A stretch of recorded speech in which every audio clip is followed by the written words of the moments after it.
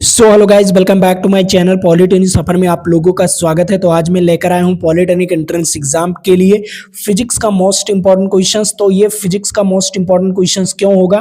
क्योंकि 2023, 2024 और 2025 में जितने भी क्वेश्चंस आपके हूबहू क्वेश्चंस जितने भी मिल रहे थे इन तीनों साल में, ठीक है, हूबहू जितने भी क्वेश्चंस थे उस क्वेश्चंस का निचोड़ मैं यहाँ पर लेकर आया हूँ इस वीडियो में। तो आप लोग ना इस वीडियो को देखकर ऐसा पता लगा सकते हैं कि 2026 वाले पेपर में कैसे क्वेश्चंस आ सकते हैं और कैसे हूबहू क्वेश्चंस आ सकते हैं और कैसे क्वेश्चंस आते हैं, इन 3 साल पहले के क्वेश्चंस कैसे थे, उसके बारे में आप लोग डिटेल्स के साथ जानकारी भी ले सकते हो। तो चलिए आपका ज्यादा समय नहीं बर्बाद करता हूं, मैं लेकर चलता हूं टॉपिक पर। तो सबसे पहला टॉपिक आपके सामने आ चुका है।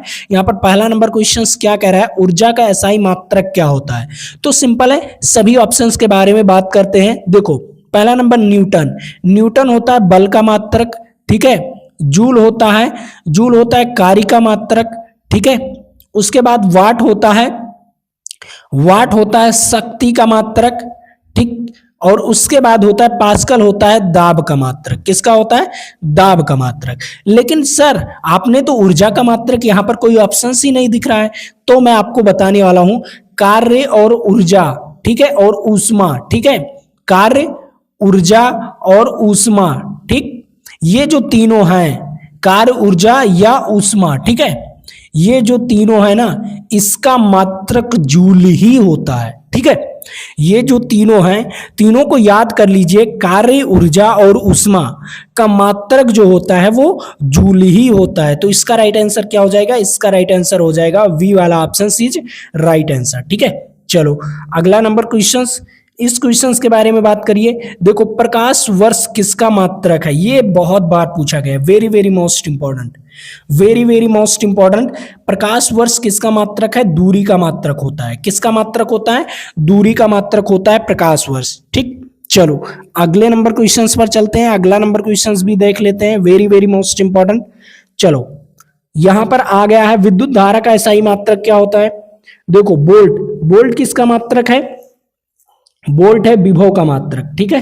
किसका मात्रक है? विभव का मात्रक। ओम है प्रतिरोध का मात्रक, ठीक है, प्रतिरोध का मात्रक, ठीक। उसके बाद एम्पियर है। एम्पियर किसका मात्रक होता है?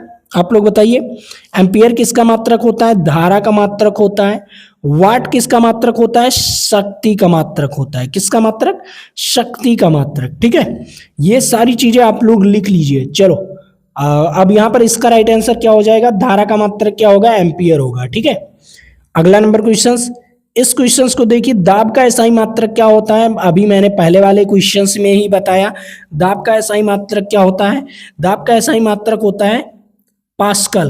क्या होता है? पास्कल। ये दाब का एसआई मात्रक है, ठीक है, वेरी वेरी मोस्ट इंपॉर्टेंट। चलो अगला क्वेश्चंस यहां पर आ गया है, 5वां नंबर क्वेश्चंस, निम्नलिखित में से सदिश राशि कौन सी है? सदिश राशि से बहुत सारे क्वेश्चंस पूछे जाते हैं। देखो, द्रव्यमान क्या है? अदिश राशि है। द्रव्यमान क्या है? अदिश राशि है। और उसके बाद आपका क्या है? चाल क्या है? अदिश राशि है। दूरी क्या है? अदिश राशि है। तो एक ऐसा बचता है जो बल है, वो सदिश राशि है। क्या है? वो सदिश राशि है। इसका राइट आंसर क्या हो जाएगा? बल, ठीक है। कौन सा ऑप्शन? सी वाला ऑप्शन इज राइट आंसर, ठीक। चलो अगला क्वेश्चन, कार्य करने की दर को क्या कहते हैं? कार्य करने की दर, देखो W/T, ठीक है, ये कार्य करने की दर। अगर दर पूछ ले तो नीचे समय से भाग दे देना है, बस यही चीज समझिए। अगर कार्य करने की दर को हम क्या कहते हैं? शक्ति कहते हैं। क्या कहते हैं? शक्ति कहते हैं। आपने फार्मूला पढ़ा है W/PT, तो यहीं से आया है। कार्य करने की दर को हम क्या कहते हैं? शक्ति कहते हैं। तो इसका राइट आंसर क्या हो जाएगा? बी वाला ऑप्शन इज राइट आंसर, ठीक है। चलो अगला क्वेश्चन, ये बहुत आसान क्वेश्चन है, इसलिए मैं आप लोगों को इतना जल्दी पढ़ा रहा हूं, ठीक है। अब यहां पर आता है न्यूटन के गति का पहला नियम किस नाम से जाना जाता है? तो ये तो बहुत बार मैंने पढ़ा है ऑलरेडी, जड़त्व के नियम से जाना जाता है, जड़त्व के नियम से, ठीक है। चलो अगला क्वेश्चन, यहां पर एक अश्व शक्ति मतलब हॉर्स पावर में किसके बराबर होता है? एक अश्व शक्ति या हॉर्स पावर किसके बराबर होता है? 746 वाट के बराबर होता है। किसके बराबर? 746 वाट के बराबर होता है। ए इज राइट आंसर। ठीक है, ये जल्दी जल्दी अभी क्वेश्चंस आएगा, बहुत ही कठिन क्वेश्चंस आने वाला है, धीरे धीरे बढ़ेगा। ठीक है, लेवल धीरे धीरे बढ़ता है। ठीक, अब यहां पर देखो 9 नंबर क्वेश्चंस क्या कह रहा है, सिंपल क्वेश्चन है। कह रहा है किसी वस्तु का द्रव्यमान 10 केजी और उस पर 20 न्यूटन का बल लगाने पर उसमें उत्पन्न त्वरण क्या होगा। अब देखो सिंपल है, फार्मूला क्या था? F बराबर एम में। क्या था फार्मूला? F बराबर एम ए। आपको दिया क्या है? आपको दिया है 20 न्यूटन का बल। ठीक है, 20 न्यूटन का और द्रव्यमान 10 केजी, तो ए का मान निकालना है। तो 0 से 0 कैंसिल, तो ए बराबर क्या हो जाएगा? 2 मीटर प्रति सेकंड स्क्वायर। क्या हो जाएगा? 2 मीटर प्रति second square. B is right answer. ठीक है, चलो अगला क्वेश्चंस। अब यहां पर आता है 10वां नंबर क्वेश्चंस। 10वां नंबर क्वेश्चंस क्या कह रहा है? सिंपल क्वेश्चन है। एक व्यक्ति लिफ्ट में खड़ा है, यदि लिफ्ट ऊपर की ओर त्वरित गति से जाए तो व्यक्ति का आभासी भार क्या होगा। मान लो आप लोग जब कभी लिफ्ट में बैठते हो, अगर बैठे हो लिफ्ट में, तो देखना आप जब लिफ्ट में बैठे हो और वो ऊपर की ओर जा रहा है, तो आपका जो है ना शरीर होगा, शरीर पर दाब लगेगा। दाब कौन सा लगेगा? ऊपर से एक दाब लगेगा। ठीक है, जो कि आपका भार बढ़ा देगा। ठीक है, अगर लिफ्ट ऊपर की ओर त्वरित वेग से जा रही है तो आपका भार बढ़ेगा, अगर नीचे की ओर आ रही है तो आपका भार एक नीचे से फोर्स लग जाएगा। नीचे से क्या लगेगा? फोर्स लगेगा और आपका भार कम हो जाएगा। ठीक है, तो इसका राइट आंसर क्या हो जाएगा? अगर वो ऊपर की ओर जा रही है तो वो क्या कहते हैं, भार क्या होगा? बढ़ेगा। ठीक है, भार क्या होगा? आभासी भार क्या होगा? बढ़ेगा। लेकिन अगर वो नीचे की ओर आ रही है, दो कंडीशन है, समझो। पहला कंडीशन, अगर वो ऊपर की ओर जा रही त्वरित त्वरण से, ठीक है, तो क्या होगा? आपका भार जो होगा वो बढ़ेगा। लेकिन अगर वो नीचे की ओर आ रही है तो घटेगा। ठीक है, समझ आया? चलो अगले क्वेश्चंस को समझिए। क्या कर रहा है? गुरुत्वाकर्षण का सर्वाधिक जो नियम है किसने दिया? बताओ किसने दिया? जो गुरुत्वाकर्षण का सर्वाधिक नियम है वो किसने दिया? Very very most important, Isaac Newton ने। किसने? आइजैक न्यूटन ने। ठीक है, चलो अगला क्वेश्चंस यहां पर आ गया। पृथ्वी के सतह से ऊपर जाने पर गुरुत्वीय त्वरण, ठीक है, देखो पृथ्वी के सतह से ऊपर जाने पर गुरुत्वीय त्वरण माइनस में हो जाता है।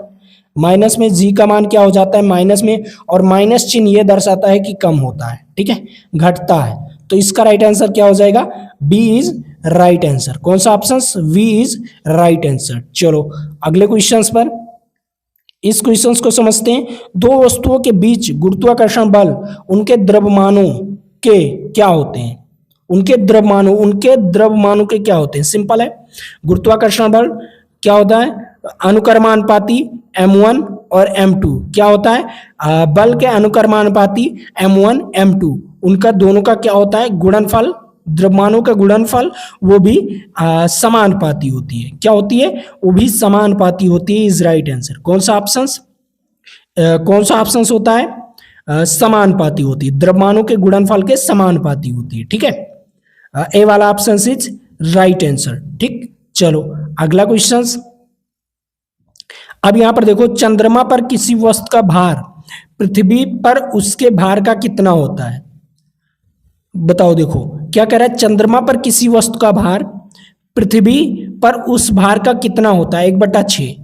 कितना गुना होता है? 1/6 इज राइट आंसर। अगर पृथ्वी पर 1 मीटर कूद रहे हो, अगर छलाक मार रहे हो 1 मीटर, तो चंद्रमा पर कितना मारोगे? 6 मीटर मारोगे। कितना मीटर मार दोगे? 6 मीटर मार दोगे। ठीक है, समझ आया? अब यहां पर आ गया अगला नंबर क्वेश्चन। पलायन वेग का मान लगभग कितना होता है? पलायन वेग का मान लगभग कितना होता है पृथ्वी के लिए? बताओ, पलायन वेग का मान लगभग कितना होता है पृथ्वी के लिए? अगर इससे ज्यादा वेग में किसी वस्तु को 11.2 किमी प्रति सेकंड के ऊपर की ओर फेंक दो, तो क्या होगा? वो पृथ्वी के गुरुत्वीय त्वरण, मतलब गुरुत्वीय बल के अपेक्षा काम नहीं करेगी। जो पृथ्वी का गुरुत्वीय बल है ना, वो काम नहीं करेगी उस वस्तु पर, वो अंतरिक्ष में चली जाएगी वो वस्तु। तो इसका राइट आंसर क्या हो जाएगा? B is right answer. कौन सा option? B is right answer. चलो अगला नंबर क्वेश्चन, तापमान का एसआई मात्रक क्या होता है? तापमान का एसआई मात्रक केल्विन होता है। क्या होता है? तापमान का एसआई मात्रक केल्विन होता है। ठीक है, सी इज राइट आंसर। चलो अगले नंबर क्वेश्चंस पर, अगला नंबर क्वेश्चंस भी आप लोगों के लिए इंपॉर्टेंट है। क्या कह रहा है? किस ताप पर सेल्सियस और फ़ारेनहाइट स्केल समान होती है? वो -40। ठीक है, किस पर? -40 पर सेल्सियस और फ़ारेनहाइट का तापमान क्या होता है? समान होता है। तो इसका राइट आंसर क्या हो जाएगा? इसका राइट आंसर हो जाएगा सी इज राइट आंसर। ठीक है, चलो अगला क्वेश्चंस, इस क्वेश्चंस को समझते हैं, वेरी वेरी मोस्ट इंपॉर्टेंट। देखो ये क्वेश्चंस क्या कह रहा है? ऊष्मा का स्थानांतरण की कौन सी विधि में माध्यम की आवश्यकता नहीं होती? कौन सी विधि में माध्यम की आवश्यकता नहीं होती? बताओ, संवहन विधि में या विकिरण विधि में या उपरोक्त में सभी? बताओ कौन सी विधि में? विकिरण विधि में। किस विधि में? विकिरण विधि में क्या होता है? उसमें माध्यम की आवश्यकता नहीं होती। ठीक है, उसमें माध्यम की आवश्यकता नहीं होती, इज राइट आंसर। ठीक है, चलो अगला क्वेश्चंस, इस क्वेश्चंस के बारे में बताइए। क्या कह रहा है? जल का अधिकतम घनत्व किस ताप पर होता है? जो जल का अधिकतम घनत्व होता है वो किस ताप पर होता है? जल का अधिकतम घनत्व 4 डिग्री सेल्सियस पर होता है। ठीक है, सबसे ज्यादा उसका घनत्व जल का जो रहेगा वो 4 डिग्री सेल्सियस पर रहेगा। B is right answer. ठीक है, अगर आपको ये सारे पीडीएफ को डाउनलोड करना है, ठीक है, पीडीएफ को डाउनलोड करना है तो सिंपल हमारे ऐप को डाउनलोड कर लीजिए। नीचे डिस्क्रिप्शन बॉक्स में आपको लिंक मिल जाएगा, पॉलिटेक्निक सफर के नाम से ऐप भी है। तो उस ऐप को डाउनलोड करके जाकर आप लोग फ्री वाले मटेरियल में जाओगे तो आपको इसका पीडीएफ मिल जाएगा। ठीक है, तो अगर आप पीडीएफ डाउनलोड करना चाहते हैं और डाउनलोड करके पढ़ना चाहते हैं तो आप लोग जाइए, अभी भी मौका है। फ्री वाले मटेरियल में जाकर आप लोग वीडियोस को भी देख सकते हैं, कुछ वीडियोस भी फ्री में दिया हूं, कुछ टेस्ट भी फ्री में दिया हूं और कुछ आपको अधिकतर पीडीएफ, जो भी पीडीएफ पढ़ाया जाता है वो आपको हमारे ऐप पर ही मिलेगा। ठीक है, ऐप को तो डाउनलोड ही कर लो, लेकिन उससे पहले मैं आपको बताऊं टेलीग्राम को भी ज्वाइन कर लो। टेलीग्राम को क्यों ज्वाइन करोगे? क्योंकि वहां पर हर एक नोटिफिकेशन दिया जाता है कि ऐप पर कौन सी वीडियोस फ्री में अपलोड हुआ है, जो कि आपके लिए बहुत ही इंपॉर्टेंट है, उसे भी बताया जाता है। उसके बाद हमारे यूट्यूब पर कितने वीडियोस अपलोड हुए हैं उसका भी नोटिफिकेशन दिया जाता है। कब हमारे ऐप पर टेस्ट अपलोड हुआ है उसका भी नोटिफिकेशन दिया जाता है। और कब हमारे पर क्या कहते हैं पीडीएफ अपलोड हुआ है ऐप पर, वो भी नोटिफिकेशन हमारे टेलीग्राम पर दिया जाता है। तो अगर आपने टेलीग्राम को नहीं ज्वाइन किया तो आप बहुत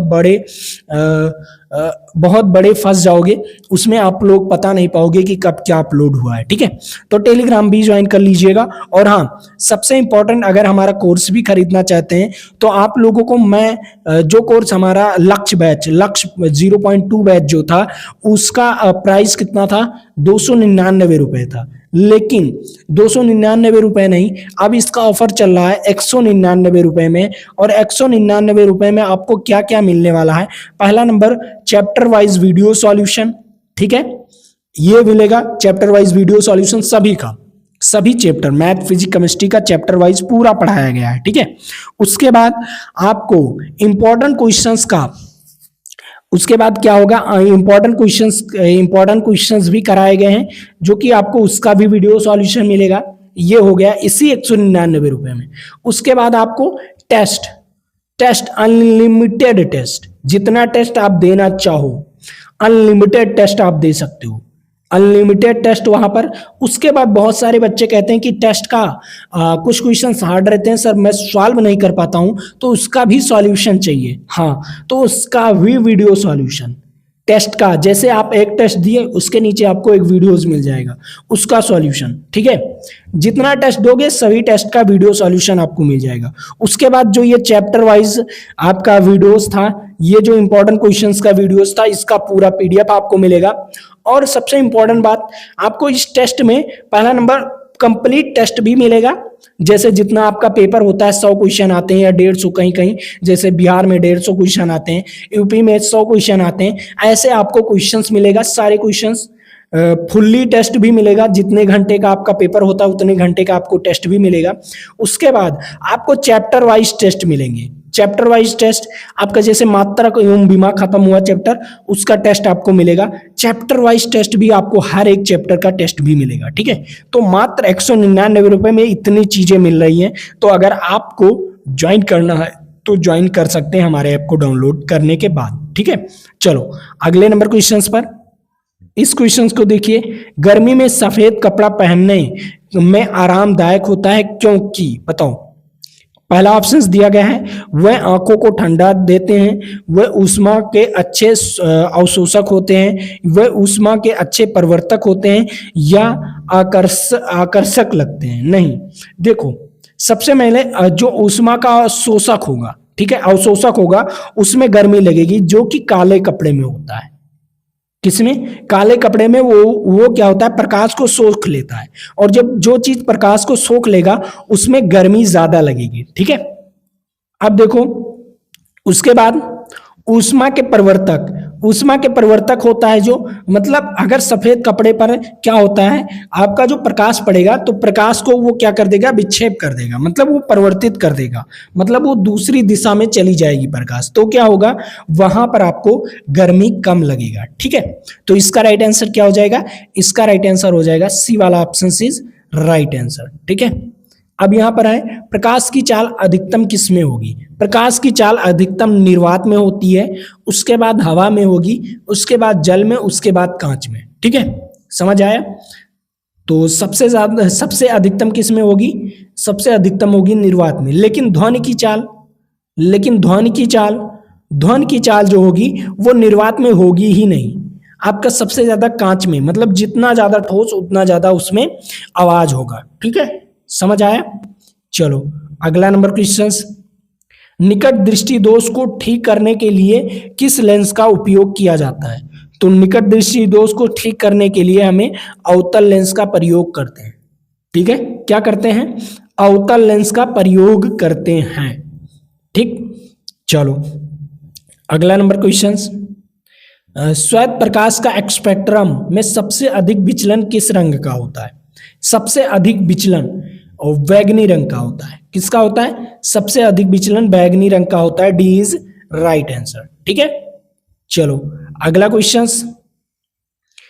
मानो आंख में प्रतिबिंब कहाँ बनता है? रेटिना पर। किस पर बनता है? रेटिना पर बनता है। मानो का जो आंख है उसका प्रतिबिंब कहाँ पर बनता है? रेटिना पर बनता है, ठीक है। पूर्ण आंतरिक परिवर्तन के लिए आवश्यक शर्त, पूर्ण आंतरिक परिवर्तन के लिए सघन माध्यम से, ठीक है। क्या होता है? सघन माध्यम से, ठीक है, विरल माध्यम की ओर, ठीक है, प्रकाश का जाना। विरल माध्यम की ओर प्रकाश का जाना, सघन माध्यम से विरल माध्यम की ओर प्रकाश का जाना। तो सबसे पहले क्या कह रहा है? प्रकाश सघन माध्यम से विरल माध्यम में जाए, या विरल माध्यम से सघन माध्यम में जाए, या आपतन कोण क्रांतिक कोण से कम हो, या उपरोक्त में कोई नहीं। तो देखो यहां पर मैंने क्या बताया, सघन माध्यम से विरल माध्यम की ओर जाना, ठीक है। प्रकाश क्या हो? सघन माध्यम से विरल माध्यम की ओर जाना, ठीक है। ये वाला ऑप्शन सही है, ए वाला ऑप्शन इज राइट आंसर, ठीक है। चलो अगला नंबर क्वेश्चंस, उस क्वेश्चंस को भी समझते हैं। यहां पर कह रहा है ध्वनि की चाल अधिकतम किस में होता है? ध्वनि की चाल अधिकतम ठोस में होता है। किस में होता है? सबसे ज्यादा अधिकतम ठोस में, उसके बाद जल में, हवा में, उसके बाद निर्वात में होता ही नहीं, ठीक है।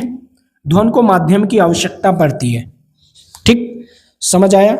चलो अगले नंबर क्वेश्चंस पर चलते हैं।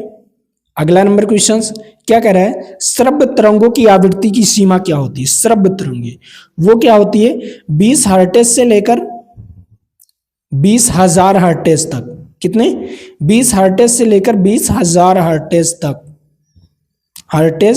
तक ये आपकी श्रव्य आवृत्ति होती है। तो कौन सा ऑप्शन सही जाएगा? वी वाला option is right answer. 20 hertz से लेकर 20,000 हर्ट्ज तक इज राइट आंसर, ठीक है।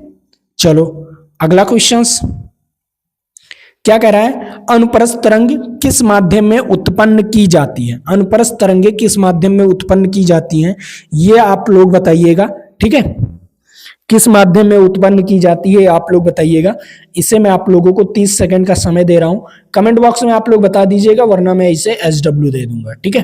क्योंकि मैंने इसका चैप्टर वाइज जब मैंने तरंगों का लेसन पढ़ा रहा था, ध्वनि एंड तरंग दोनों पढ़ाया था एक ही लेसन में, उसमें मैंने आपको इसके बारे में बहुत अच्छी तरीके से नॉलेज दिया है, ठीक है। तो अगर उस नॉलेज को आपने नहीं देखा है तो जाकर देख लीजिए, वीडियोस में आपको मिल जाएगा, ठीक है। चलो, प्लेलिस्ट का लिंक भी नीचे डिस्क्रिप्शन बॉक्स में दिया गया है, वहां से भी जाकर आप लोग देख सकते हो। क्या कह रहा है, ध्वनि की तीव्रता का मात्रक डेसिबल होता है। क्या होता है, ध्वनि की तीव्रता का मात्रक डेसिबल होता है, ठीक है। चलो अगला क्वेश्चन। अब यहां पर प्रतिध्वनि सुनने के लिए श्रोता का प्रवर्तक सतह के बीच की न्यूनतम कितनी दूरी होनी चाहिए, तो वो होनी चाहिए 17.2 मीटर। कितना होना चाहिए, 17.2 मीटर, लगभग इतना होना चाहिए, इज राइट आंसर। वी वाला ऑप्शन इज राइट आंसर, ठीक है। चलो अगला क्वेश्चन, यहां पर ओम का नियम क्या कह रहा है, V बराबर IR होता है। ओम का नियम क्या कहता है, V बराबर IR होता है, ठीक है। इसका राइट आंसर V वाला ऑप्शन, ठीक। चलो अगले नंबर क्वेश्चंस पर चलता हूं। अगला नंबर क्वेश्चंस, और ये आपके लिए लास्ट क्वेश्चंस, इस क्वेश्चंस का जवाब आप लोग बताइएगा। और मैं आप लोगों को बता दूं कि आज के लिए इतना ही, वीडियोस रखते हैं, उसके बाद मिलूंगा आपके साथ अगले वीडियो में। लेकिन उससे पहले मैं कहना चाहूंगा, अगर आपने चैनल को सब्सक्राइब नहीं किया है तो चैनल को सब्सक्राइब कर लीजिए, और वीडियोस को लाइक नहीं किए हो तो वीडियो को लाइक कर लीजिए, और अपने दोस्तों तक इस वीडियो को शेयर भी कर दीजिए। और हाँ, ऐप को डाउनलोड करना ना भूलिए, क्योंकि वहां पर टेस्ट होता रहता है, ठीक है। नीचे डिस्क्रिप्शन बॉक्स में लिंक दिया हुआ है। तो चलिए आज के लिए इतना ही। जय हिंद, जय भारत। फिर मिलेंगे आपके साथ अगले वीडियो में।